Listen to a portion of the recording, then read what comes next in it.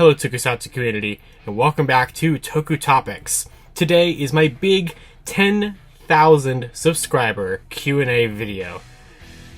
Wow. I cannot believe that this channel has hit 10,000 subscribers. In fact, it's hit more than that. It's actually at 10,100 the last that I checked, because this video was planned for a couple of weeks since I was getting closer and closer to 10k, and I figured, yeah, you know, I could schedule it for August 7th, that would be perfectly fine. I'll probably hit 10k like a day before that. No, I actually hit it on the very early morning at like 2 o'clock in the morning on August 1st, which was a crazy day, because that was the day with the Ranger Key announcements, and the Lightning Collection announcements, and 10,000 subscribers. What a way to start the month. Like, August on this channel is going to be insane. It already has been insane. But today, as I promised on both YouTube and on Twitter, I'm going to be answering every question that you guys sent in for the 10k subscribers, and as the video title has already implied, there will be a big announcement at the end of this video, or at some point in this video, but you know, you gotta watch and find out. Or, I guess, skip until you see me talk about it, I guess, but watch it. Watch the video. So, I'm going to go ahead and answer every single one of you guys' questions. So, I'm going to start with the YouTube questions, and then we're going to head to the Twitter questions, and we have a lot to get through here. So, not going to waste any more time, we're going to jump right on into this. So first up we have Tremell Anderson, who asked, how does it feel to have 10,000 subscribers? Honestly, it feels insane. I never would have thought that I would have hit 10,000 subscribers on YouTube. I never thought I would hit 1,000 subscribers on YouTube. You know, I've been watching YouTube for 12, 13 years, probably even closer to 14 years at this point. And, you know, I see all these YouTubers and stuff out there when I was growing up and everything like that. And of course, 14 years ago, I would have been, what, 6 years old? That sounds right. So, or yeah, something like that. Or no, 7 years old. So like, you know, my entire life I've watched all these YouTubers, you know, gain their success and, you know, talk about, you know, subscriber milestones and thanking subscribers and everything, and I was like, oh, that's really cool. And I guess I never really, like, you know, I never had a thought process of like, oh yeah, I'm totally gonna have like hundreds of thousands of subscribers. I never thought I'd even have like a subscriber, you know. And honestly, when I hit 1,000 subscribers back in 2020, I never thought that that was going to be possible, but I never thought that it was going to, you know, be able to get to 10k not even 2 years later. Like, I hit basically 1,000 just about 2 years ago from this time frame. It was around the time I started Lightning Storm back in June of 2020, and now here we are. So, and we're still going. I mean, there's already been 100 more since Monday, which, like, what? Like, how? So I never thought that I'd hit this, and I don't know where we're gonna go, but I'm excited for it. And every time the number grows and we get these milestones, like 10k is a big milestone. You don't unlock anything special, you know. 100k, YouTube sends you a play button. 1000k, you can monetize your channel. You know, stuff like that is like big milestones. And nothing really special happens at 10k other than just 10,000. 10,000 people have like enjoyed the content that I've made and are continuing to enjoy it, and that means everything to me. So huge thanks to every single one of you who have bothered to watch the videos, who have bothered to subscribe, you know, have wanted to do that. It's incredible. LioLeoXD asked, do you think we'll get more Neo Saban Rangers eventually? My most desired ones so far would be the Dark Ranger or Golden Samurai. So I knew there was going to be a lot of Lightning Collection related comments or questions in here, and that's perfectly fine. And my response to that one is, I hope so. I definitely think that the Neo Saban era, even though it's definitely the least liked era of Power Rangers so far out of the 4 different eras, I think there's a lot of cool potential there. I think they're doing a really good idea in terms of starting with Dino Charge for the Neo Saban era, because it's definitely, and I'm sure probably undoubtedly, the most popular of and most well received of the Neo Saban seasons, so it makes perfect sense to start there and really focus on that. And we are about to complete the Core 6 team, but going forward, I personally would love to see Megaforce, Megaforce or Super Megaforce. Of course, Super Megaforce is Gokaiger, so I have a huge bias towards that, of course. Now, Samurai is my Mighty Morphin. That's the series that got me into Power Rangers in general, so I'd very much like to see, you know, civilian head sculpts and those suits of my original Ranger team, you know, the one that I'm nostalgic for. That would be amazing. But as you mentioned, Dark Ranger, Golden Samurai, both fantastic choices. I think if we got Antonio, it'd be really cool because we'd be closer and closer to being able to have all of the Dimensions in Danger returning Rangers, because we actually have a pretty good amount of those so far. And then also Dark Ranger is one of my favorite comic suits, and I guess real suit because it was in Kyoryuger ever. So I would love to see that there, and also that would help us complete the Beyond the Grid team. So I would very much like to see both of those enter the Lightning Collection someday. From Aidan's media discussions, they have 5 questions. Number 1, why is Dino Thunder your favorite season of Power Rangers? 2, do you think Hasbro has been pulling budget from Power Rangers? 3, predictions for Power Rangers Cosmic Fury. 4, what made Shinken Blue so special that he got a promo bonus Ranger key? And 5, thoughts on the weird Vice-Stamp Animal to Rider Association. So I'm going to go ahead and answer all of these here. So starting with the Dino Thunder one, why is it my favorite Power Rangers season? Well, honestly, it's a couple of different reasons. It's the season that I just really gravitated towards when I was exploring the Power Rangers franchise for the first time in 2012 during the hiatus of Super Samurai. I was watching older seasons on Netflix and watching Linkara's History of Power Rangers and just trying to learn about the franchise as a whole. And Dino Thunder really, I thought it was a really awesome season to bring back Tommy. I think that the way that they brought him back and the role that he played there was really cool. I think that the villains are awesome. Mesogog and Zeltrax and Elsa, like all of them are so like threatening and actually like have such a cool design and, you know, feel scary. Like Mesogog is a pretty scary design for a Power Ranger season. And then the suits, especially Trent's. The white Dino Ranger suit, I absolutely adore that suit. What a perfect suit that Sentai made over there from Plex and Toei. They killed it with that. And having it over here, and having Trent be such a cool character, just added to the overall enjoyment of the show. And I loved all the little nods and callbacks, like the episode where Akira finds that shot of the Mighty Morphin team, or the different older Sentai logos on the background, and just like, I don't know, and like, of course, Lost and Found in Translation, the episode that tied into Abba Ranger, or where they were watching Abba Ranger. They just did some really cool things in there that kind of just helped flesh out the Power Rangers universe, and whenever a season can do that, and take Sentai footage that has, you know, that doesn't connect together and make it really work in the overall, like, mythos of Power Rangers, that, and of course, like, you have even things in that season, like Legacy of Power, that, like, ties back into the finale of Ninja Storm, and of course, you have Ninja Storm show up later. It was like a season that really felt like this was connecting to something special, you know what I mean? Like, they took a look at the franchise that has come before it, and they figured, we can honor that in a way. And it wasn't even like an anniversary season, which is what's really kind of interesting. You could argue it's like a late 10th anniversary, kind of, because it is the 12th season. But I don't know, I think they did a fantastic job with Dino Thunder, and I don't think they've been able to recapture that kind of spirit since then. So there's a lot of seasons after Dino Thunder that I really love, like RPM being one of them, Operation Overdrive being one of them. But Dino Thunder is one that I just don't think is ever going to be topped for me, and it's why it will be my favorite for a long time. And the next two questions here about, like, do I think are they pulling budget from Power Rangers and what am I expecting for Cosmic Fury? It's kind of hard to say. I don't think they're really pulling budget from Power Rangers. I think Power Rangers already had a pretty small budget throughout its entire history, regardless of who's owned it. So I don't really know if I think they're pulling budget. I just don't think that they're pulling all of their resources into promoting it, but that doesn't mean that they're not still funding it. You know what I mean? It's hard to say. But as for Cosmic Fury, what I'm hoping, my expectations, what I want to see, personally, I would love to see Sentai adaptations continue, but since we're pretty sure that that's not happening, I would basically just like to see a really cool original Power Ranger season that maybe connects to Dino Fury because of the name. Basically, since it's kind of seeming like this is going to be the final traditional season of Power Rangers, even though it probably won't be using Sentai footage, I'd love to see it wrap up story arcs, you know, wrap up certain characters, bring some characters back, you know, put a nice bow on the ending of this 30-season interconnected universe. If we are going to reboot everything with the Ant Whistle projects, I want them to go out strong for Cosmic Fury, and I hope that they can do it, and I feel like they can, they just have to try. As for what made Shinken Blue a special Ranger key, I have no idea. It could be some weird Japanese thing that made Rinosuke's character, maybe it was just because he was really popular. I don't know if there was some kind of weird special connection why he got a Telebukun packing key. I have no idea why, because all the other Telebukun packing Ranger keys were Red Rangers. We had one for Gosei Red, we had one for Gokai Red, we had one for Aka Ranger. So I have no idea why Shinken Blue got one. It's kind of surprising that Shinken Red wasn't picked for that, but I honestly don't know. And the same thing, I don't know about the Animal Rider Vice Stamp Association. Some of them work, like the Bata ones, the Neo Bata, regular Bata. I can argue that Saber's works pretty well. The Swordfish for Saber is a pretty funny one. But I don't know. It seems like they really just kind of spin a wheel or throw a dart at the wall and be like, alright, that rider, Agito, he is going to be a Triceratops, apparently. You know, like, I have no idea what the thought process is behind them. I don't really care what animals they choose. I just hope that every rider will end up getting a Vice stamp.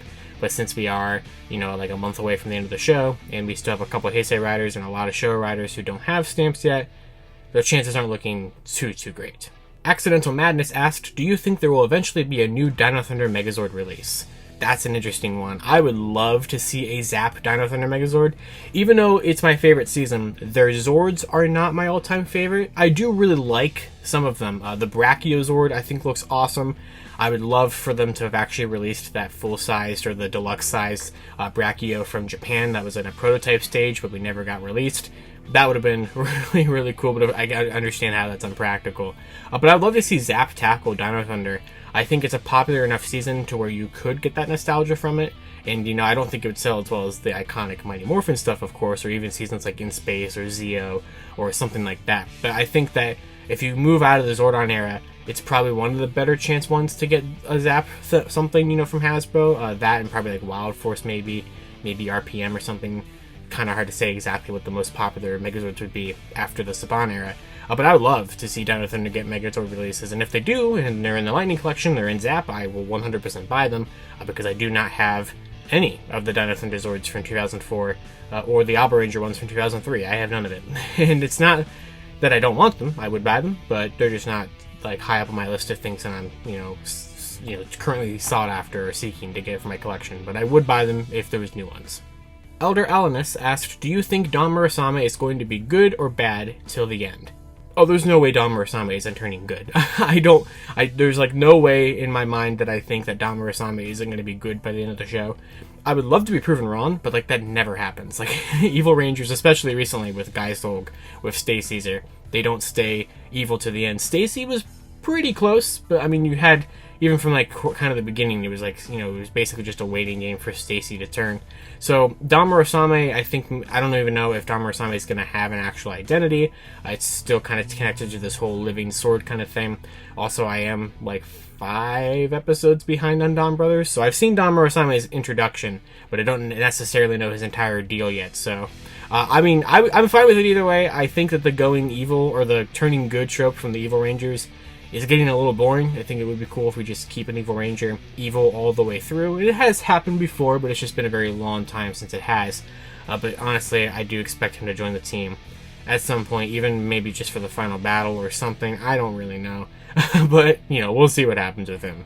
Maestro Phillip asks, how close are you from having a complete Ranger collection? What I mean is, what are you missing? That's definitely a fun one. So, as you know, I have the Project Unlock series where I go over, you know, trying to collect every Ranger key that I don't already have.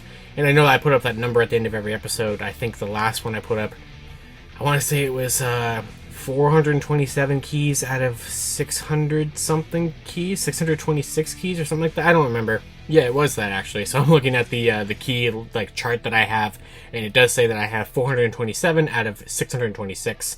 So I think, can I show this on the screen? I don't think there's any sensitive information on it, so let's go ahead and move over to that. Alright, yeah, so here it is. This is my tentative Ranger key collection. It's obviously still kind of always been updated, and like these are not completely correct.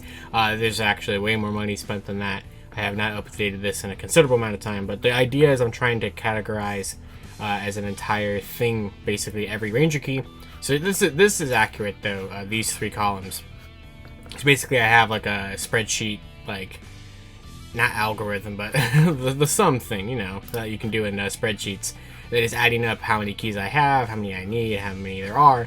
And down here I have special tabs that is designated by everything that I am breaking it down into. So basically, if it's you know, like don't need the Shinken Red, and I think there's a question later on I'll be asked it, or I was asked that I'll be answering, that talks about how I distinguished what keys I said I needed to get. So like the only key that's left, because I know there's 1 deluxe key that I still need, right? And that is, where is it? It's in key set 1, which is somewhere. Oh, whoa, key set 1. Yeah, I don't have the Deca Red, the deluxe Deca Red without the white stripe. So like that's one that I would need to get, right?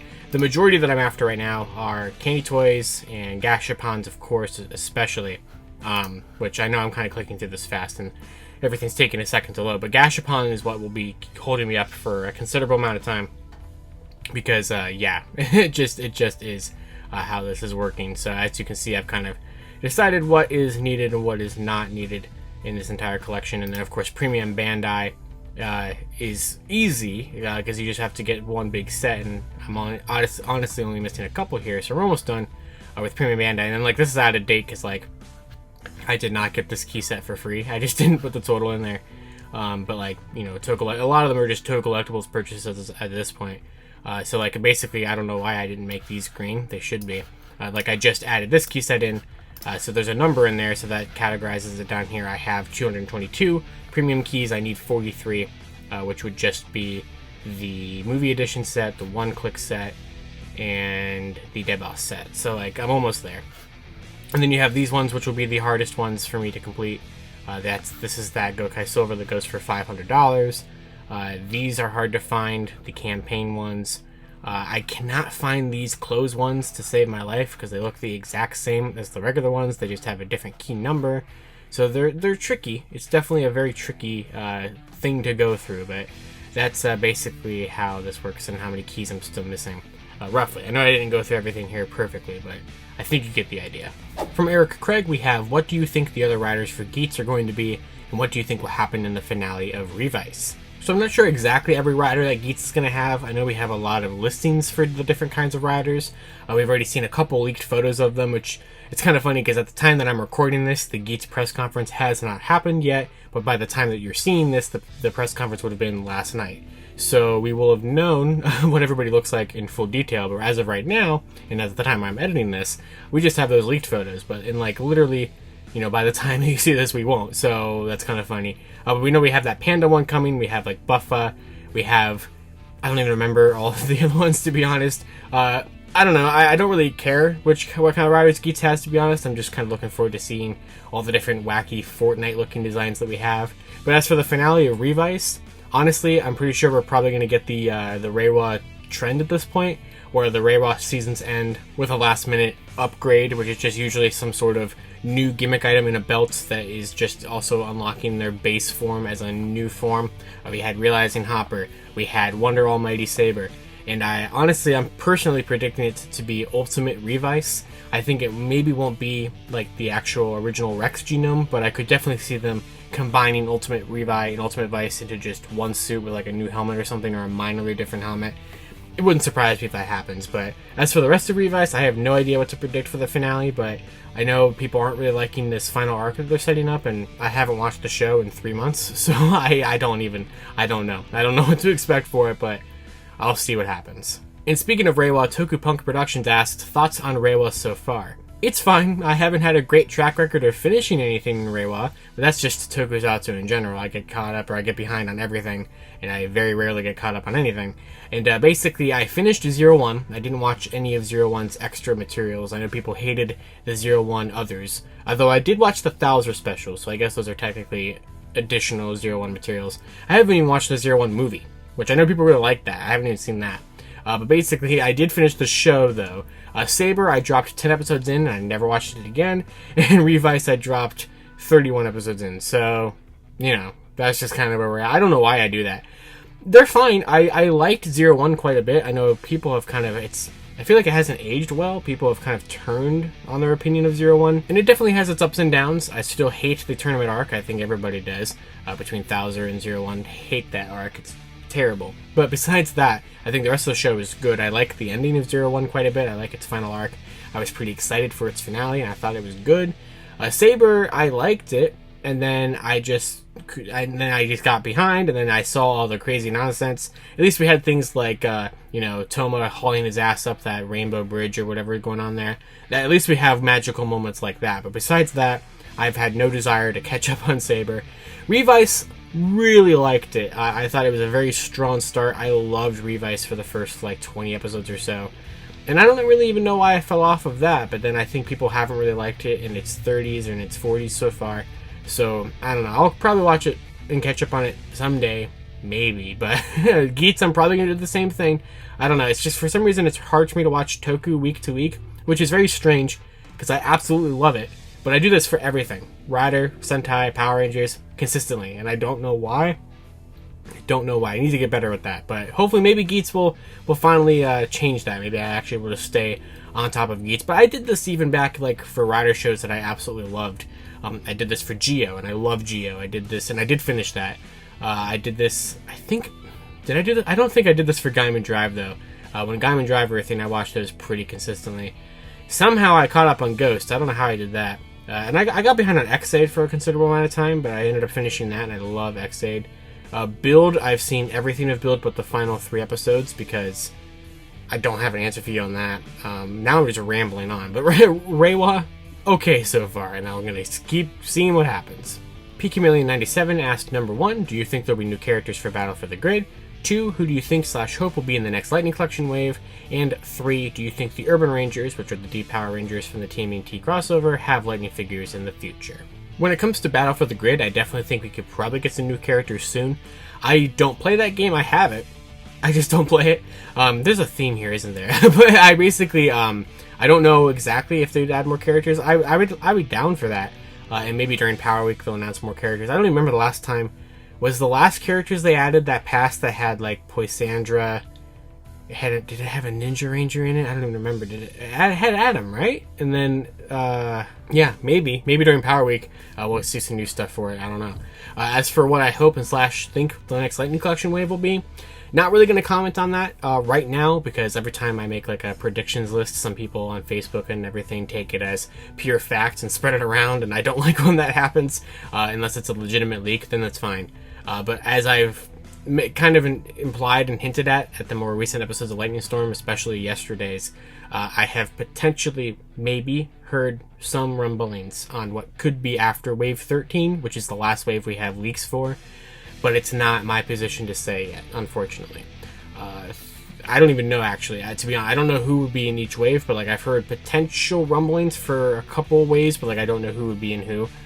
Good stuff, though. Stuff people want, so I'm looking forward to them hopefully coming true, but I'm not going to say it yet. Sorry. But as for the Urban Rangers, I think that maybe they have a better chance than ever, due to the fact that we are getting that sequel to the TMNT crossover comic, and I think the Lightning figures sold pretty well, I would say. I mean, I know I see them go on sale and stuff like that, but they were pretty popular for the Power Rangers fandom and the TMNT fandom. I love those Lightning Collection figures a lot. So I'd love to see them make more Lightning figures based off of the first crossover and whatever happens in the second crossover. So hopefully, I think that'd be a very cool companion set or kind of a sequel series figures for them to do. So I'd be down for it, and I'd buy them.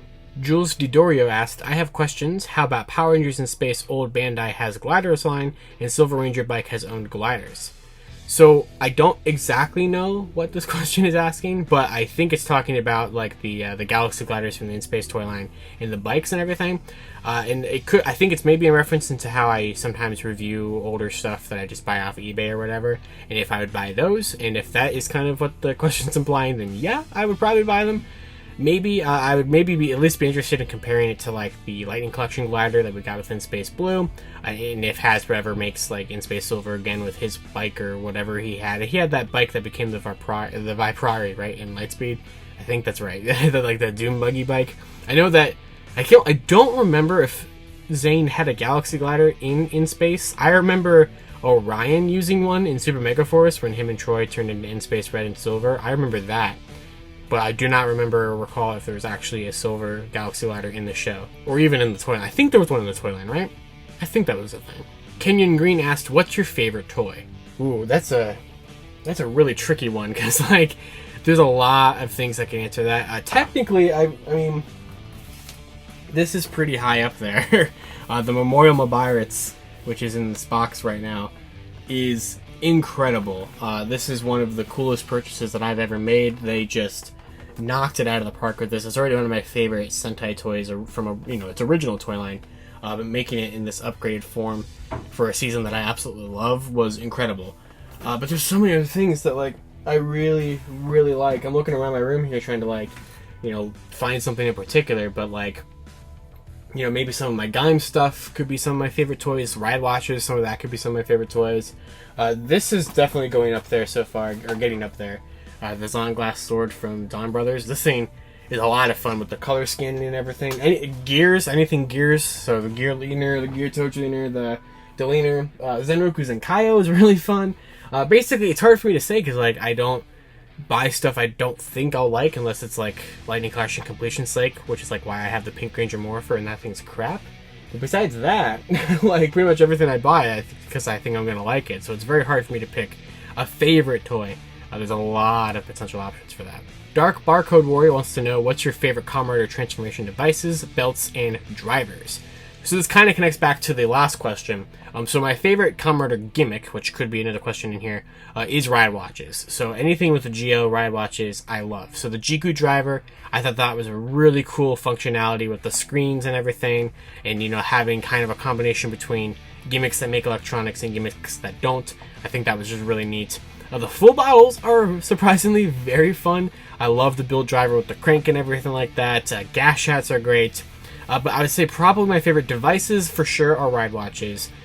Belts that I own would be the Jiku driver, the Demons driver. That thing is awesome. I'm very happy I bought one of those. Now there are some drivers that are some of my favorites that I wish I owned. I don't have an Evil driver. I very much like to have an Evil driver. The Deca driver is fantastic. I have the Neo Deca driver, but I don't have a regular Deca driver. I finally have a CSM. I bought that like a year and a half ago. I bought the double driver, which is very sentimental to me. So pretty much, yeah, I pretty much have a majority of my favorite drivers. Besides certain things, like I don't have a Genesis driver. I like to have one of those. Like I said, I don't have the Evil driver. I don't have either of the Buggle drivers. I would like to have those someday. I would really, one of my ultimate favorite drivers as well is the Mach driver. I love that thing, and I don't have one because they are sometimes very expensive. So I'd very much like to get a Mach driver someday. And after doing my Drive driver video that I did a couple weeks ago, Drive is on the mind, so I'd very much like to pick up a Mach driver sometime if I could do that. Car Ninja Man asked, what is your favorite Kamen Rider series and rider? So this question is actually kind of difficult because it does sort of change on the day. I know that my favorite two Kamen Rider series are Gaim and Drive. Both of those series are very, very special to me, and they're some of the first ones that I watched as they aired. But I sometimes have a very hard time picking which one is my favorite out of those two. Gaim more than often wins that argument for me, but sometimes it's Drive. Sometimes I'm in a very, very big Drive mood, which is funny because I don't talk about Gaim or Drive on the channel too terribly often, which is kind of strange. Most of my channel, a lot of it covers the current airing stuff, but there's so much I'd love to say and talk about from the older shows, and I'm going to be trying to broaden the horizons of the channel out to more and more stuff of older shows and everything soon. I would very much like to do that. It's just kind of easier to cover the current stuff as it's happening than go back to the older stuff. But I love both those shows tremendously. And favorite rider specifically is also a very difficult question because you could get into the character or the suit, and people sometimes ask me what's my favorite Kamen Rider suit, and I have no idea. I know like certain things, like I know my favorite final form suit is Drive Type Trotaron. I absolutely adore that final form. I think it's the best final form that we've ever had for Kamen Rider, which I know a lot of people are going to disagree with me on that one. And there are some other ones that are absolutely gorgeous, but I don't know. Drive Type Trotaron, I love exactly what that form represents. I think it's a perfect final form for a rider like that, and nothing's been able to beat that. But as for like character, I don't even know. There's so many good Kamen Rider characters out there, right? A lot of them I do kind of gravitate more towards Evil Riders sometimes. Like Oja is one of my favorite riders. Odin is one of my favorite Kamen Riders, just on the concept of what that suit is or what that rider is. I think it's such a neat and threatening concept. So a lot of my favorite characters would come from Ryuki or Ex-Aid.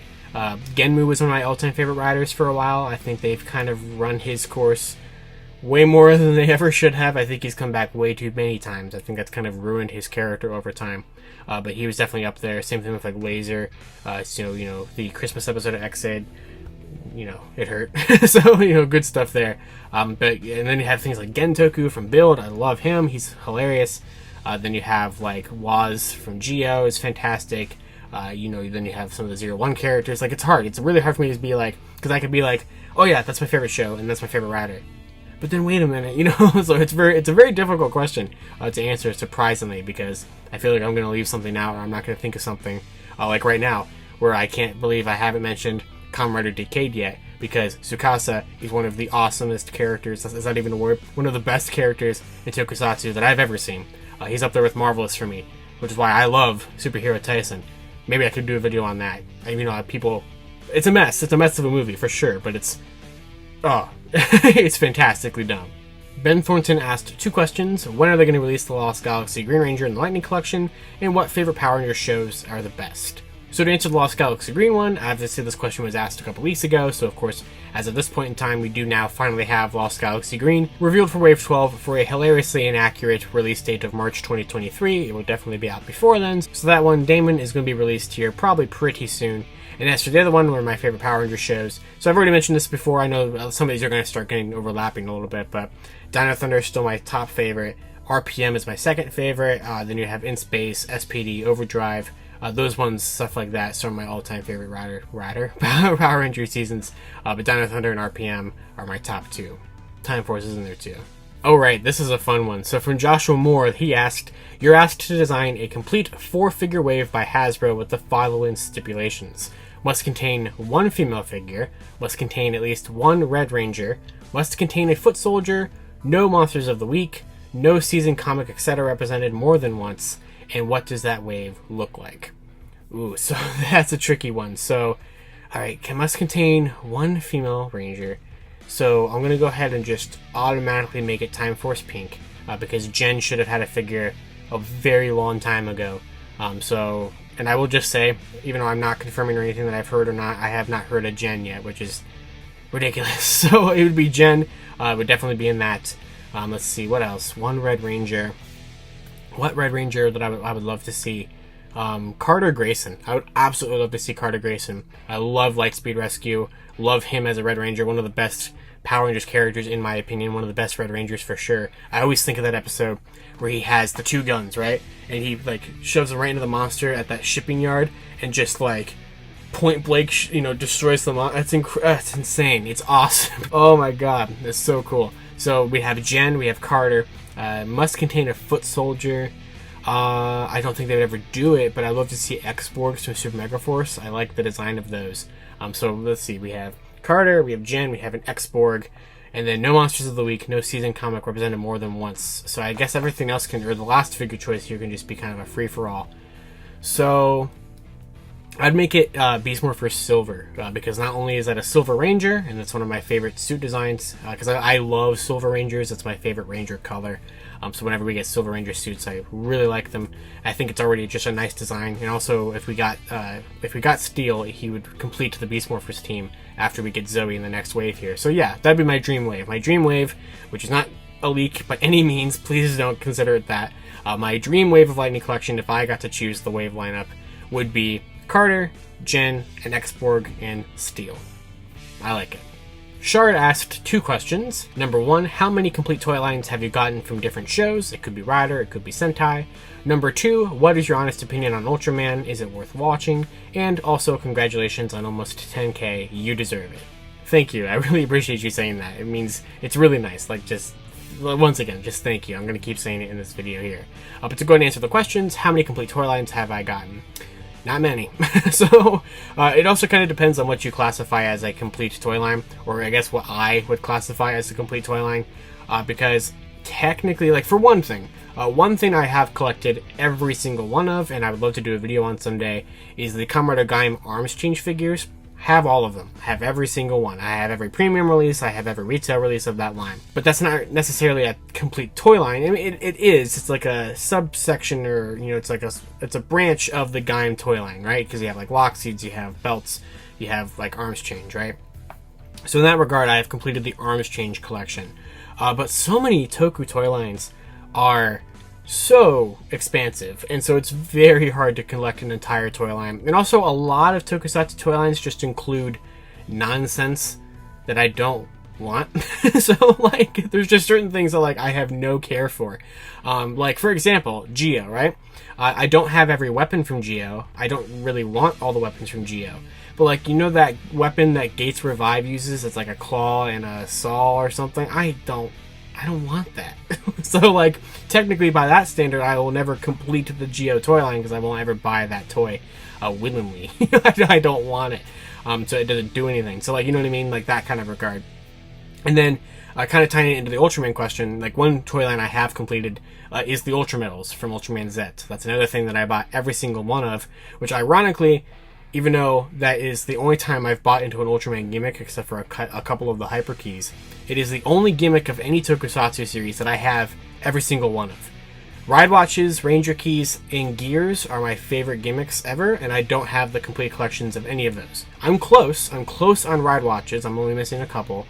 We talked about keys already, and the gears are still happening, so that's why that's tricky.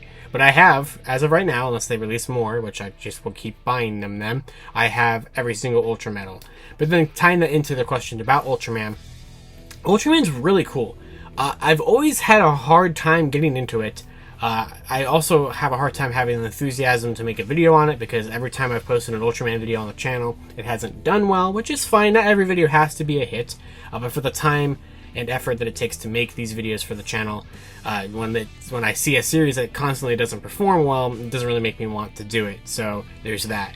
But the show is really cool. I mean, I've never watched an entire Ultraman series. You know, like I mentioned earlier, I'm bad at that for whatever particular reason. But at least for Rider and Sentai, I have completed certain shows. But for Ultraman, I pretty much every Ultraman that I've seen, I've enjoyed. I've never really watched an Ultraman and been like, I'm not really digging this, you know? I think Ultraman, for me, I feel like I like tokusatsu ground battles more than I like the big scaled battles. I used to really like Megazord fights in Power Rangers and Sentai, but the older I've gotten, I definitely more appreciate the ground level fights. And Ultraman is just, you know, the big battles, so that kind of is one thing that, like, it kind of brings me out of it sometimes. However, Ultraman's designs are fantastic, absolutely fantastic.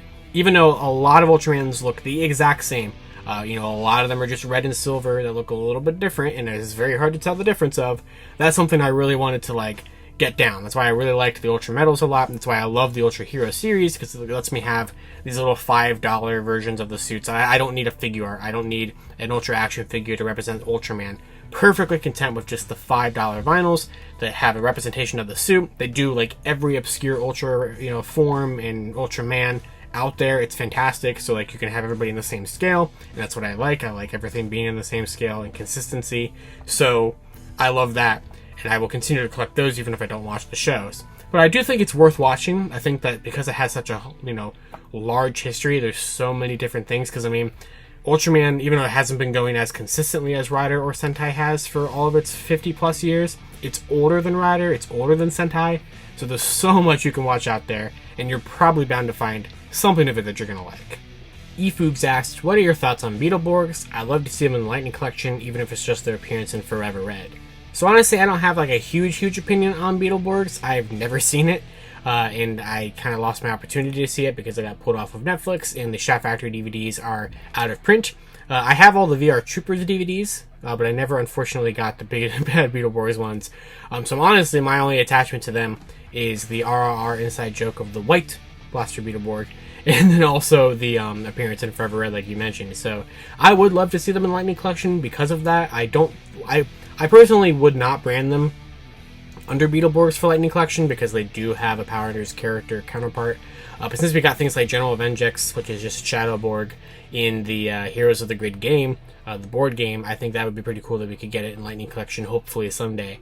I would love to watch the show. I think that'd be kind of a fun thing to try to find and watch, something like that, or maybe something like Mystic Knights, or even VR Troopers, any of that kind of stuff. But I don't really have too terrible opinions on it because I just don't know a lot about the show, unfortunately. But I would like to learn more. One question, will you bring back Toku Toy Lines? If so, when? Keep up the great work. Absolutely. Toku Toy Lines was supposed to be a monthly series, and it's not, clearly, because I only did it for 3 months. I did it in October, November, and December of 2021, and there has not been one yet this year. There was supposed to have been multiple ones, but it came down to those videos take a long time to make. Very long time to type up the script for. They're some of my only scripted content. Everything else is just off the cuff. So when it's off the cuff, I just record it, I edit out all of the mess ups, I cover all the mess ups. Here's a secret, I cover all the mess ups with pictures. Every time you see a picture on screen, it's usually because I've messed up somewhere. So there's that. But Toku Toy Lines was always supposed to be an every month thing, and it just wasn't. So I do have more in the works. I have at least 2 more in the works that I do intend on hopefully trying to get out or I have two that are more of a solid plan, and I have one that I very much like to do, and I'm always open to suggestions on those. But yes, Toku Storylines absolutely is going to come back. It's just going to be a matter of time. I hope to have one for September, though. That's kind of my current goal, and so stay tuned for that. Hopefully I actually do get that done in time, but there will definitely be one before the end of the year. I promise you that. The show will be coming back. And kind of connected to that, we have any new series in the works, like Project Unlock. I've been here since 1K or so keep up the great work. Thank you for anybody who's been around since 1K. Wow, it's great. I mean, I know that was like, 2 years ago, so it wasn't like a too terrible a long amount of time ago. But yeah, I mean, back then it was just exclusively Lightning Storm that I uploaded once a week and didn't do anything else. But yes, there are more series in the works. So, like I mentioned, Toku Toylines is going to come back. I'm waiting for it. One of these questions I'm sure is going to be about Lightning Library, because I get asked that a lot, and I'll get to that if there's a question for it. But yes, like Toku Toylines is coming back. Project Unlock obviously will just keep going until I get every key. People have asked for me to make the Megaforce card hauls into a series, which I'm going to keep doing videos like that, but it's probably not going to be like a designated series. However, there is a series that I'm thinking about right now that I would very much like to start soon. And I'm working on that in the background, and I hope to maybe even start that this month. You'll see it later. I'm not ready to announce it yet, but it's going to be a Power Rangers related series. Kind of not. Well, I was going to say kind of like Lightning Storm. It's not. It's not like Lightning Storm at all. It's just because it's Power Rangers related. So stay tuned for that. But there is at least one series on the work that I'm thinking of. But all the other ones are going to keep going. So Project Unlock is going to keep going. Toku Toylines is going to come back. Yes, Lightning Library will come back at some point. But yes, it's. I have a lot of stuff, lots and lots of plans. I have a big Toku Topics idea list that is stuff that I will probably never get to, but I would absolutely love to. Like the Drive Driver video. That thing was on that list for like 4 months before I finally made it, and I did it. So it will happen, I promise. PowerRider asked if there was a video you'd want to remake from the past, which one would it be? Also, what is the most stressful aspect of producing Toku content? That's a very good question. I'm trying to think of like a specific video that I would like to remake. I don't know. There's probably certain videos that I definitely half-assed. I know certain episodes of Lightning Library were not very great because I had said that was going to be a weekly series, and a lot of times I should have pre-made a lot of those, but a lot of times I was making them on the day they were supposed to come out, so I know that there was a lot of editing problems with those sometimes, and I should never have half-assed that series as much as I have, which is part of the reason why Lightning Library Season 3 has not been a thing for quite a long time, because I don't want to get back into making it just yet. But that kind of connects to the other part of the question, the most stressful aspect of Toku content. Every time a Lightning Collection announcement happens, as exciting as that is for me, it's a long process, especially with my internet connection here and everything at this house. Like, for example, just to kind of peel the curtain behind the scenes, and you saw this a little bit just by if you follow all my social media stuff. So Hasbro revealed 2 Lightning Collection figures earlier this past week, and that entire stream from Hasbro's perspective and like their end of things was a 6-minute stream. They went on Instagram, they went live for 6 minutes, they launched pre-orders, they left. For me to cover that and to do everything I had to do with it, it took me 4.5 hours. So it took me from what, 12:30, which was when I started my live stream with my friends. So it took me from 12:30 Eastern time till about 4:35 Eastern time to be done with everything. And that was the live stream reaction, the tweeting, the updating the chart that I posted on Lightning Fig PR on Twitter, writing the article for Illuminati, editing the recap Lightning Storm, posting the recap Lightning Storm, which I love doing all of that. I'm not saying that I'm not trying to complain about that, but like it's definitely very stressful because I'm trying to get the news out quickly, because obviously I'm not the only person who covers it, and I would like to try to get stuff out at a reasonable time so I can do well and compete with everybody else that's talking about it, like Dawson Rider or FMMPR Toys is going to talk about it, or there's a lot of other YouTubers out there who I love and respect who do a lot of the same stuff that I do, and I think that that's really cool, though, that we have all these different voices out there that can talk about the same things and add their own perspectives to it. But that, of course, is a stressful aspect to where, even if people aren't going to say it, are you going to be, are people going to try to compare your content to other people's content? Are they going to, think that mine's not as good or something? You know what I mean? Like, it's a thing that, goes through my mind. And also, like I said, trying to get everything done within time. is definitely stressful sometimes. But it's rewarding. You know, I wouldn't do this if this wasn't something I loved doing, and if I didn't get such awesome feedback and such awesome interactions with people out of it, and I would never want to stop as long as I can. Daniel Falconer asked, you get to ask Hasbro one Power Rangers related question, and they must give you a truthful and complete answer to your question. What do you ask? Oh boy. That's a good question. I don't know. There are so many things that run through my head that I do not understand their thought process like 98% of the time. If they had to answer my questions, I think I would ask them, what is the process? No, let me try to rephrase this properly, because it's my one chance. If I got to ask them a question that they have to answer truthfully, and it could be any question, I would ask them, what is... No, I know what it is. It is, let me try to rephrase it. Do you guys have a reference gallery of your own? I would very much like to know what the reference gallery, or whatever the reference folder, whatever they have or should have for references on what Power Ranger suits look like. I hope the answer is not just Google Images, even though I'm pretty sure that it is. I gotta know, because some of the choices that happen with these Lightning Collection figures boggle my mind, and I want to know what are they looking at when they make these figures. Like Wild Force Blue, what picture in Wild Force Silver, especially Lunar Wolf, what did they look at when they made those figures? That, like, they looked at a picture and then they made it, and it's not the same. Like, what went wrong? What went wrong? I want to know. So that's what I would ask them. Dylan Collins asked me a couple of questions here. What would you do if Hasbro ever did a Power Rangers X Spy Family crossover for the Lightning Collection? Question 2, what Zord Ascension Project Zords would you like to see done after Dragon Zord? Question 3, do you think we will ever see Battlers released in the Lightning Collection? And the final question, what are your predictions for Wave 15 and onwards for the Lightning Collection? So the first one with the Spy Family crossover, that'd be really fun. I don't even know what they would do for that, but Spy Family is one of my favorite animes that I've ever watched, even though it's definitely a new one. I'm very new to watching anime. I really didn't do that until earlier this year, thanks to my roommates and to my girlfriend and everything like that. So I have a very small pool of animes that I've seen or watched any of. But that would be really fun. Like I said, I don't know what you would do for that. Make Anya, Yor, and Lloyd Rangers, I guess, if you wanted to do that.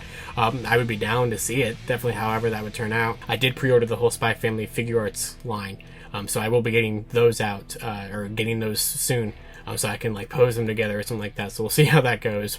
But question 2, what Zord Ascension Project Megazord is what I want? Astro Delta. That's what I want. I want Astro Megazord. I would love the Delta Megazord to go with it. The Astro Megazord is my all-time favorite Power Rangers Megazord design. It's either that or like the Delta Command from SPD, or the Drive Max. Is that what we call Daiboken? I absolutely love the Bokendra Mecha.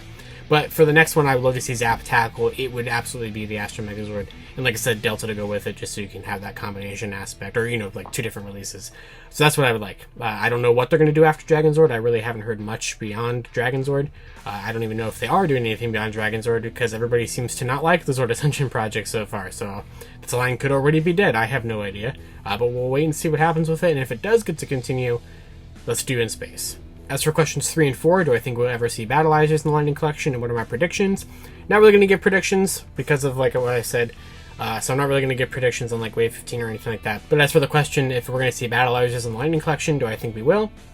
Yeah, I do. CO2000A_A asked, what do I think of Geats? Looks pretty cool so far to me. You know, right now I'm going to pretend like the conference has totally happened, and that press conference was really awesome, right? You know, the one last night. Oh, remember that one time, like that one suit that they showed and the one character? What a great time. As I mentioned, the conference has not happened yet. At the time of me recording this video, that was a terrible bit. I don't even know what I was trying to do there. I've been recording this video for like an hour, so I'm just saying stuff at this point now. But yes, the conference hasn't happened yet, so unless they show me something in the conference that at the time that you're seeing this, I have already reacted to. So future Josh reacting to the conference, I hope he had a great time. Right present you watching this video right now, watching past me, can already watch future me react to the... Oh my, what am I doing? What am I even saying? Geats looks cool. I hope he continues to look cool. You can already see me react to what I think he looks like. What? Wait, that's not what I meant to say. Moving on. Pierce Brinkman asked, out of your entire collection, which thing is your most prized possession? Who is your favorite 6th Ranger? And also, love your videos. Always looking forward to the next one. Thank you. I'm really glad to hear you say that, honestly. Because I make so many videos, I never know if people...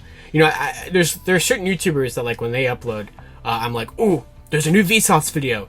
Oh, shoot, there's a new Drew Gooden video. Or I'm trying to think of other, you know, examples. Wavy Web Surf is one. You know, like, there's some YouTubers out there that, like, when they upload, it's like, all right, stop everything I'm doing. Time to watch the video. You know, immediately throw it into watch later or something.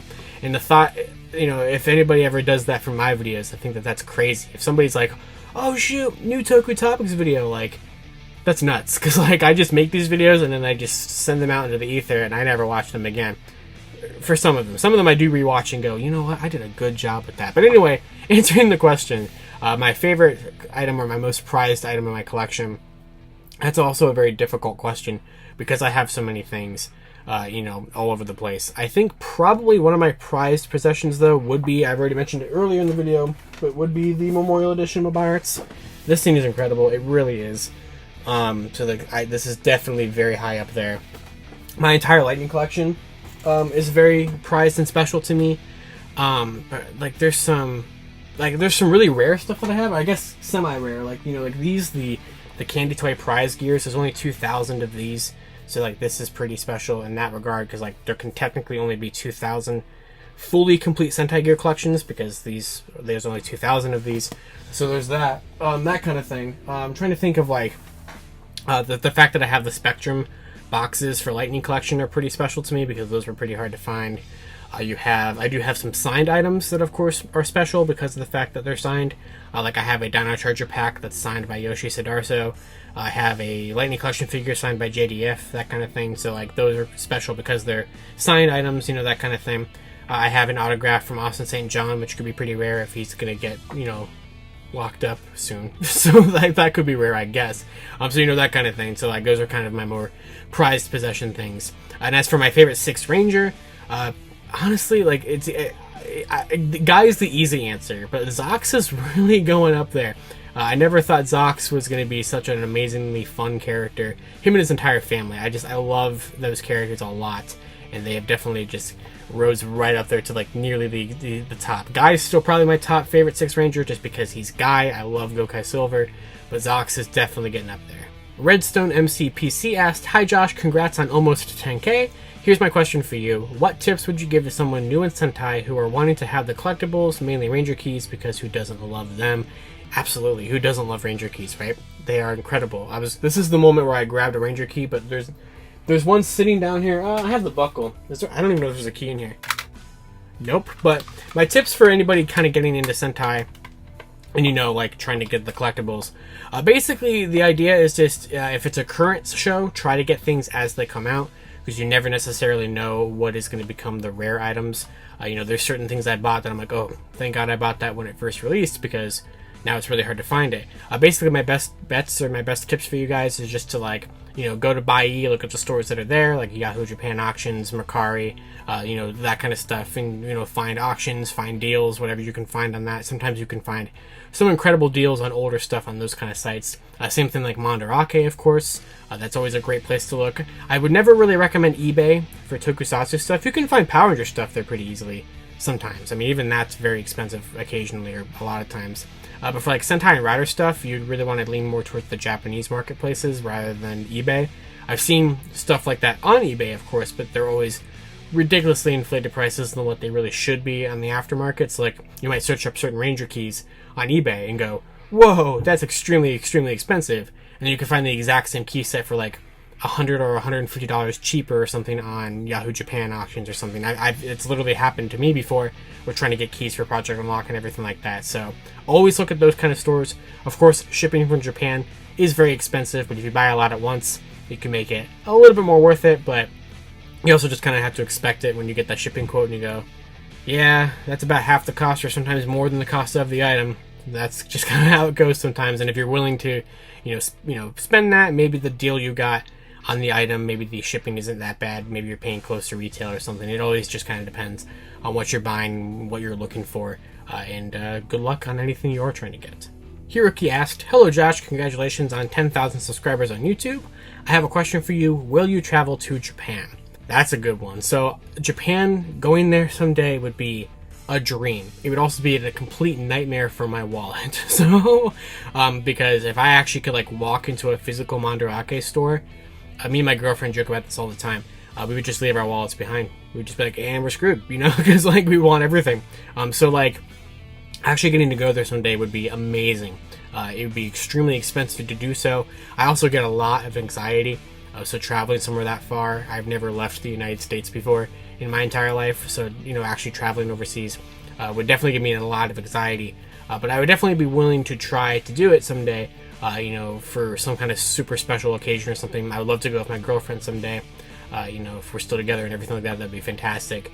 So I would love to go to Japan someday. It's definitely on a bucket list for me. I would love to be able to pull it off, but it's taken me my entire life so far to just finally get to go to a Power Morphicon in a couple of weeks. So that already right there is going to be crossing something off I've wanted to do my entire life. So one step at a time, and hopefully someday I can make it out to Japan, because it really would be absolutely incredible. What's your favorite secondary rider in the Heisei era? My favorite secondary riders are Kamen Rider Kaiza, Knight, and Iksa. So my favorite in the Heisei era, so from the first 10, would be Knight. I think I've always liked his suit quite a bit. I know you also mentioned Knight here in your question. I've loved that character a lot. He's just such a fun character, you know, kind of being the brooding kind of guy, but he's still a good guy and everything like that. I love his little rivalry, which is clearly also a friendship with Shinji that he has in the show. But as for like my favorite secondary rider in general from all of Heisei, if you factor in the back half as well, Axel, very high up there. Birth is one of my favorite secondary rider suits. But I really, really like Axel as a character and as a suit. I love the Axel suit. But Terui is just so much fun. And I love it, like when he came back for that Drive cameo and everything like that. And he came back during Geo. He also came back during Revice. So it's always good to see him. He seems to really like the role a lot. So whenever he shows up in anything, very, very happy. TokuDub asked, would you recommend the Memorial Gear Toadleaner? So, no, not really. If you have it, the original one, which, am I going to knock anything over? I don't think so. If you have this already, there's no particular reason to get it. I would recommend it if you don't have this, but this is already a premium Bandai release. This was already an expensive item because it was premium. So like I said, if you don't have this, you should get the Memorial version. It's definitely an upgrade to this, but this is already pretty good. I already liked this for what it was, and I'm perfectly content with this. I did pick up the Memorial Gear Leaner, which I obviously have the original one as well, but I would like to get the Memorial one of this someday. I'm not pre-ordering this. Like when it came, the pre-order for this was a little bit more expensive than the new Ranger key set, and like clearly I would rather have the new Ranger key set than I would have the Memorial Gear Toadleaner. But if you're just like a super big fan of Stacy or Zenkaiger and you can afford it, sure. I definitely don't think it's a bad release. I just think it's kind of unnecessary and definitely very too soon after this one released. So like I said, if you have it, if you don't have it, you know, if it's up to you. It's up to you if it's worth it to you for your collection. If you could replace one of the Don Brothers members with yourself, who would you replace? Not counting Murasame, since at the moment he isn't part of the team. Since I like Six Rangers so much, I would definitely replace Jiro with myself on the team. I love the Toradora thing, or this thing is really fun. I really like this toy a lot with the gears, you know, putting them in there, being able to avatar change into Six Rangers. Like, I don't know, this is a cool thing. So like if I could be Don Dragoku or Don Torbolt, yeah, definitely down for that. So sorry, Jiro, but I would kick you off the team because Six Ranger stuff is awesome. So I gotta be the sixth. From King Tyranno, we have, do you think Bandai will do the rest of the post-Ninja Ranger keys to complete the teams since we have all the reds in sixth? I certainly hope so. That's what I wanted the Ranger key toy line to do ever since 2017 when they released the Ninja key set. I am a little worried since we do now have all the reds and all the sixths from Zyuohger onward, and with Don Brothers we have the whole core team, which is exactly what I would have wanted. I have pretty good confidence that the rest of the Zenkaigers will get keys, since we do have those leaked sounds from the Memorial Mobirots that confirm that there are sounds in there for Jiron, Gowan, Majin, and Vroom, so I'd very much like to see them get keys. But honestly, I feel like now that keys are doing random sets like the one we just got announced recently with the Goggle 5 and Jew Ranger and everything in there, I think they're definitely open to making full teams, even if they bundle them together via some weird arbitrary way. I think we could still get all these teams, hopefully someday. I'm sure it's going to result in us having to rebuy the reds at the very least, and maybe the sixths, which I would very much like to not have to rebuy. But we'll see what happens with that. But I would very much like to see them do it. However they're going to do it, I'm going to buy it. So Bandai, bring it on. Let's do this.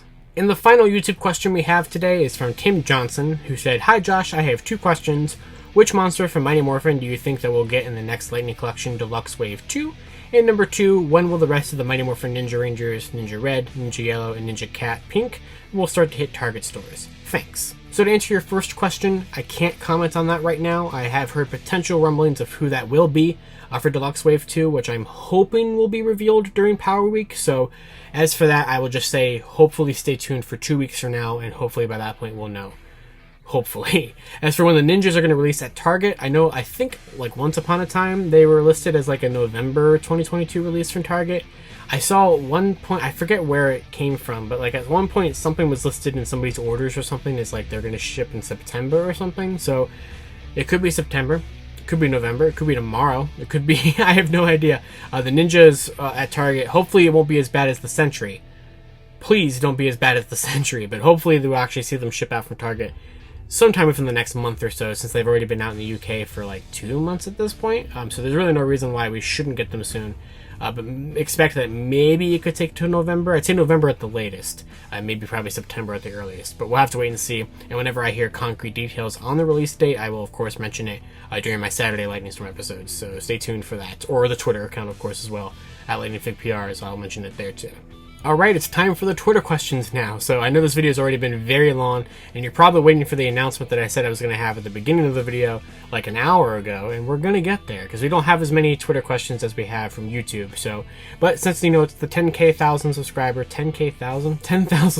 video, and I said I was going to answer all these questions, I'm going to answer all these questions, because if it wasn't people like, you know, for the people here on Twitter, or if it wasn't people like the people on YouTube, I wouldn't be here doing this at all. And I love getting to interact with you guys, so we're going to keep going here. So, from Twitter, from @TheLukeNile, they asked, in your opinion, what makes a season of Rider, Sentai, or Ultra fun to watch? So there's actually a lot of different factors, I think, that make any kind of season of Toku fun to watch. I personally have always loved just like the suit designs that Tokusatsu comes with every year, Toei or Subaraya or whoever it is for Ultraman, Rider, Sentai. I've always just loved seeing whatever new wacky designs they come up with. What kind of toys do they design? How they take those toys and, you know, make them into a plot for a show. It's such an interesting, fascinating thing for me, because, you know, we all know that these shows are toy commercials. That's what they are. But we also know that there's more substance to the shows than just that base concept or that base premise. So for me, the suits are always going to be a big drawing force. If I like the suits a lot, I'm definitely going to be interested in the show, even if the show takes really good suits and makes a bad show. Ninja. Ooh, sorry about that. But, you know, or, you know, sometimes they can take really bad suits and make a good show, which I don't even know would be a good example of that, to be honest. I thought I was going to have another thing to say for that, but I guess I don't. But yeah, basically, there's a lot of different things, you know, or it could even be the characters themselves, of course. Even if I don't like the suits as much as certain seasons or something, I could love the characters behind them, or the actors behind them, or the story. There's so many different things. It's not just one particular reason for any show. And I think that could be said for Rider, Sentai, Power Rangers, Ultra. Any of them kind of have the same kind of factors that factor into that. So it's very interesting, and is also going to be different for anybody who watches any of these things. That everybody's going to have a different answer for that. @RedRangerDustin asked, best morpher/changer in your opinion? So of course, as I mentioned already a couple times in this video, the Mobiritz is always going to have a very special place in my heart, just because of what it is and what it does. But there's a lot of really good changers out there. I think, you know, you can have some simpler ones that are really cool. The iconic original, you know, iconic Dino Buckler, Power Morpher, whatever you want to call it, from Zyuranger and MMPR, is simple, but it works. It's an iconic design for a reason. I think it's just so simple, and I said simple so many times already. It's just a good design, right? Like, it doesn't do much, but it doesn't need to do much. And then you have very complicated things like, you know, I mean, I guess technically the gear liner, you know, you open the door, you put the gear, and you close the door, you turn, like, there's a whole step to it. Or like, Kyurager has the whole dance, which of course you can just spin the barrel and shoot it, but, you know, there's that. It's just really interesting how they take these changers and how they make, or even things like this, for example, like, you know, this is not a changer, right? But they repainted it a different color and changed the gear, and now it's a changer, because, like, technically it's Murasame's changer. So, like, it's very fascinating to see just kind of what they do with that. But my favorite changer is the Mobiritz and the Gokai Cellular. They've always been my favorite ones, and not just because they take Ranger keys, of course that's a big component to it, but I just think they have cool designs and cool functionality. I love the idea of one uses the key part of Ranger keys, one uses the Ranger part of Ranger keys for the most part. I just think that that's really neat how they kind of made one use one half and one use the other half. And stuff like that. So many different changes out there that are fantastic. I also absolutely love the Digibrace and the Astromorpher, I think is what they're both called. I wish I owned one. I wish I had one for from the Artisan collection, or if Lightning never did one, or if I had an original one, because that thing is awesome. I love the voice, I love the 335, all that kind of stuff, and I would wear that all the time if I had one of those. At Caldonian_prod asked, what are the top 5 Power Rangers characters you would want to see get Lightning Collection figures that have not been leaked yet? Or as an alternate, what Super Sentai season do you most want to see get a Power Rangers counterpart at some point, either in the comics or the show? So I am going to answer the alternate question because we've already talked about Lightning Collection a couple times here, and like I said, there's ones that I've maybe heard about that have not been leaked yet, so I'm not going to talk about that. However, as for a Super Sentai season that I'd love to see get the Power Rangers treatment, 100% Kyuranger. I love those designs so much, so if they could somehow exist either in the show or in the comics, I'm perfectly fine if they just exist in the comics. I know some people have complaints about them always killing off the Sentai exclusive teams in the comics, like what they did for Flashman and what they did for Fiveman. I still think it's really cool though that they brought Fiveman and Flashman into the comics, because it retroactively kind of makes Super Mega Force less of a dumpster fire, kind of, not really. But you get it, you know what I mean? I would love to see Kyuranger in the comics. Any kind of excuse for us to actually be able to get Lightning figures or just actual good posable figures of those would be fantastic. I have all of the Kyuranger vinyls, which are a good placeholder, but they never finished them in Yudo. There's no way to get figures of all the Kyuranger suits, and those are my favorite group of Sentai suits. So I really, really want figures of Kyuranger somehow. Even if it's just a one-off issue or something for Power Rangers. Any kind of excuse for us to make Kyuranger Power Rangers canon so we can get figures for it, I'm down. At lostkimber asked, top 3 Ranger seasons, alternatively top 3 Sentai seasons, and why those 6? I've already talked about my top 3 Power Ranger seasons in this video, which of course are Dino Thunder, RPM, and SPD. So moving on to my top 3 Sentai seasons, because I have not been asked that yet. Those of course would be Gokaiger, Kyuranger, and then probably Zenkaiger, but Dawn Brothers is definitely rising right up there. Dawn Brothers is probably going to be very, very tempting to be number 2. I don't think it's going to be able to beat Gokaiger. I don't think anything is going to be able to beat Gokaiger. I mean, come on now. But as for why those ones, I've already talked about the Power Rangers aspect of that as well. But as for Sentai, I don't think it's any surprise that Gokaiger's number 1, and I'm sure you all know why, for many different reasons. For Gokai Red, for the team, for the characters, for the anniversary aspect, for Ranger keys, for literally every single possible component of it is why it's my favorite. Kyuranger is a lot of that too. I love the characters a lot of Kyuranger. I love the story. The monsters are really, really cool in Kyuranger. The suits are fantastic. I love big Sentai teams like Kyuranger, like Kyurager, so definitely down for that. And then Zenkaiger was just a ton of fun. I loved Zenkaiger. I was binging through it as I was behind on it. And I was watching these episodes and I'm like, this is just this is the wackiest stuff that I've seen. But they're just, you can tell everybody's having a great time because these characters are just so much fun. I love what they did with the Kikanoids. I love all of the different references and jokes and stuff about past Sentai seasons that they do with the gears, like the Jetman one especially. But Dawn Brothers has just been a really good show where they really just switches the whole Sentai formula up, and I think it's desperately needed that, and so I think that's really kept Dawn Brothers extremely exciting. So Dawn Brothers, I'm not going to put it in my top 3 yet because it is still airing, and technically it could just completely take a nosedive in quality. I hope it doesn't do that. I don't think it will. We're halfway through it already, which is crazy, and I think it's been consistently very great, even if I am a little bit behind on it, but it could probably make it in the top 3. But yeah, great choices, all those ones. At TokuLuke asked, what are some of your favorite videos you've made so far, and what kinds of videos do you want to make in the future? So I really like this question a lot. There are a couple videos out there that I'm extremely proud of, that I do go back and watch a couple of times and everything. The Lightning Collection 100 figures video that I did, where I showed off the reveal of every single Lightning Collection figure in order when we got 100 of them. I think that video turned out really well. I actually really like that video quite a bit, and I do rewatch it constantly. Which is funny because that video was just made on a whim. It was the night before I moved into my dorm for junior year last year. And I was like, oh, I'm going to be busy with move-in day. I'm not going to have a video to put up. So let's just make this. So I sat down here and I edited it for 5 hours and I put it out and it did pretty good. It's in my top 10 most viewed videos. And I really like how that turned out, so I will definitely be doing like a sequel to that when we get our 200th Lightning Collection figure reveal, which we are currently 73 figures away from that. So still going to be probably like a good year and a half, 2 years away from that happening. But other ones of my all-time favorite videos, I think all the Toku Toylines videos I've been very proud of. One video, I wish I got more views because I really, really like this video a lot. That was the walkie-talkies video that I did back in November with my roommate Keyshawn. That was such a fun, stupid idea that I wanted to do, and I think it turned out really great.